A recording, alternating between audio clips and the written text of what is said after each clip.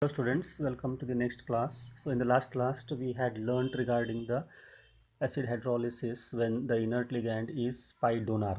Okay. So today we will learn the acid hydrolysis when the inert ligand is pi acceptor. Okay, pi acceptor. So in the last class we had learned regarding the pi donor. So today we are going to learn when what happens when the inert ligand is pi acceptor ligand. Now the best example, see here trans we have taken here particularly with some reason here. So here NO2 group is nitro group is here. So this is a very good pi acceptor ligands. Okay, pi, it acts a very good pi acceptor. In the previous video we had taken pi donor, that is OH. Okay, so p orbital of oxygen is very good pi donor. Donor it had we had used this, but in this case we are using nitro group NO2, which is a very good pi acceptor ligand. Okay, because of its electron withdrawing inductive effect, so it's a very good pi accepting that type of ligand. Okay, now what happens here? So see here cobalt is there. Okay, what will happen here? So because cobalt has the field T2g orbital here, so it has the field T2g orbitals I have given below. So what will happen now? So this is having the empty orbitals, okay, accepting, so it will accept ligand like this. So because of this, what will happen now? So electrons are withdrawn, so it is accepting, and in that this inert ligand is acting as a, which is attached to this cobalt, it acting as a inductive electron withdrawing inductive effect here, by which what will happen now? So cobalt, you can see here chloride leaving group is there, so electron is withdrawn by this mechanism.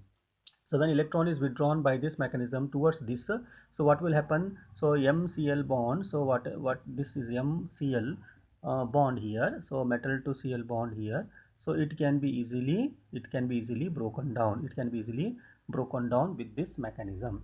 So this is what happens, and you can see that when this MCl bond is easily broken down by this effect, so who can enter? So OH2 can enter easily, so equation happens easily.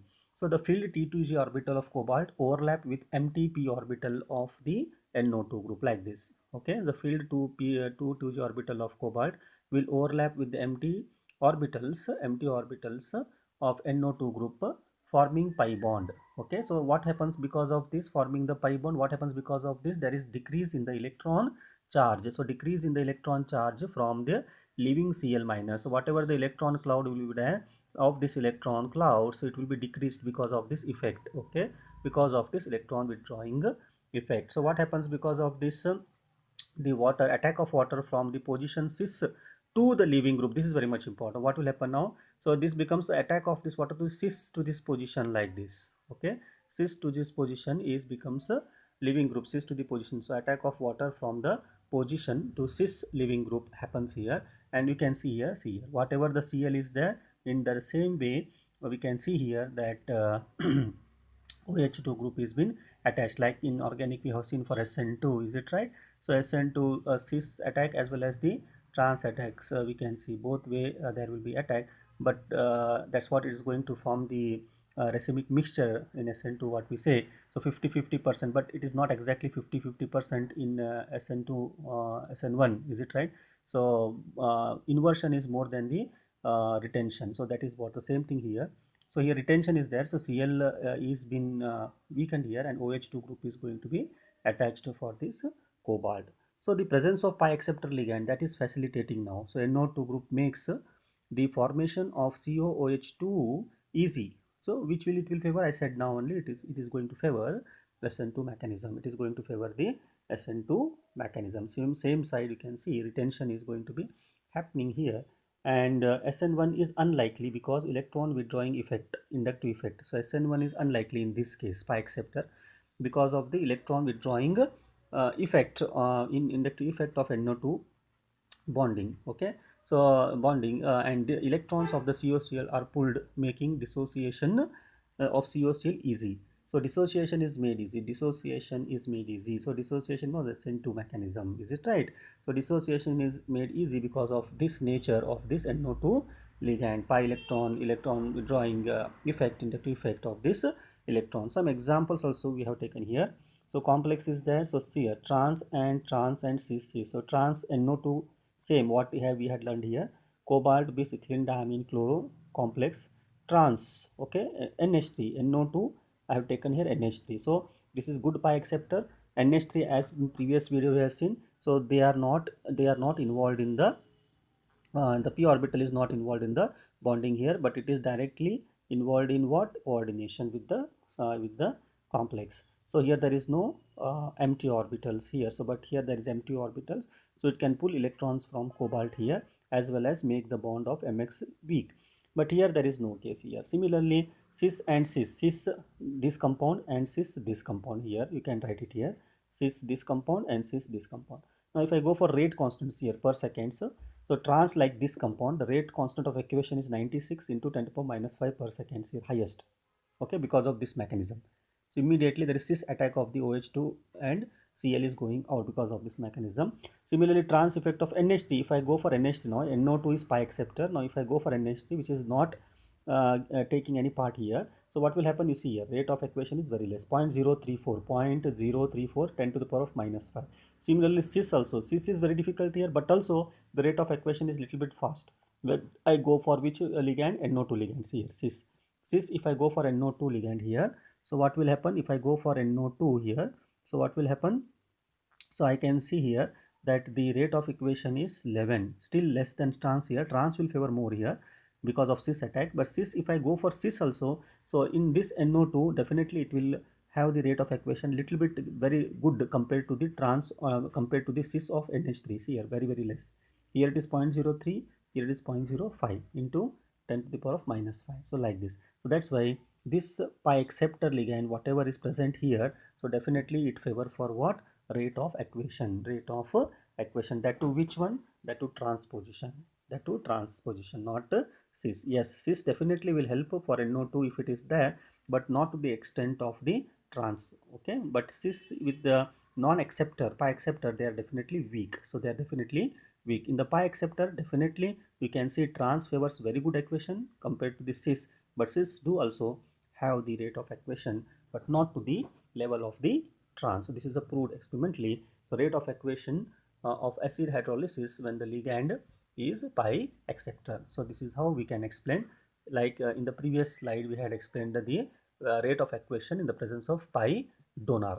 Okay, so very good. We have seen the square pyramidal intermediate for pi donor. Okay, square planar intermediate, and from that we can see that the equation takes place. Okay, through D2sp3 orbitals.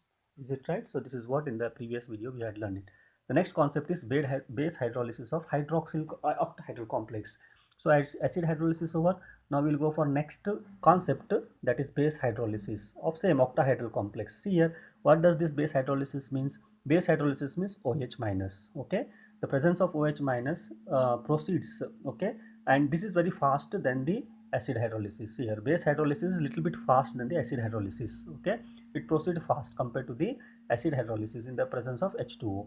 OH minus is little bit fast, and the rate of reaction depends on complex as well as the concentration of OH minus, and this also undergoes in two mechanisms, that is SN1 and SN2. Before going to SN1, that is conjugate base mechanism, we'll learn about the SN2. Okay, SN2 means associative, is it right? The base hydrolysis of ligand, OH minus strong ligand is there, so it will directly attack to the amine here. So see, we have taken one complex here to understand this base hydrolysis. NH3 5UX plus 2 5U6 is a 6 coordinated, and when I treat with the base here OH minus, but the first step is slow, and we are going to form 7 coordinated complex like SN2. Okay, CuNH3 5UX OH. In the next step, what will happen? This 7 coordinated complex undergoes fast dissociation with the X minus. So X minus will go out and equation takes place. NH3 here equation takes place, and here the rate of reaction will is equal to what? SN2 means what? It depends on the concentration of the complex as well as OH minus ion. But one thing is here, the drawback of this SN2 mechanism is that at high concentration of OH minus ion, at high, as you increase the concentration, what will happen?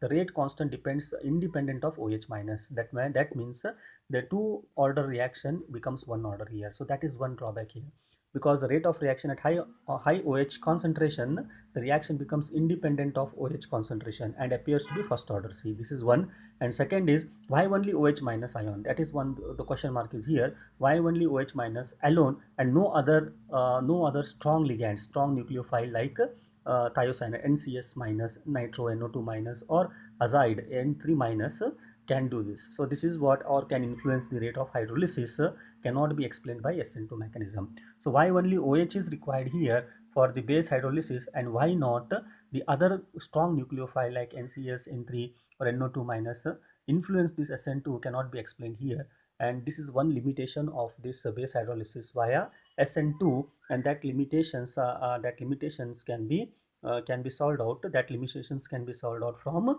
SN1. Okay, so in the SN1 mechanism, we will understand why that only only SN2 mechanism, why that only OH minus is been very important in this concept, and not other strong basis here could applied for here in this case. So why only OH minus, that can be very nicely understood in the next slide when we study the SN1 mechanism. Hope you understood this concept of base hydrolysis and acid hydrolysis. In the next video, we will go for the next SN1 conjugate base mechanism. Thank you.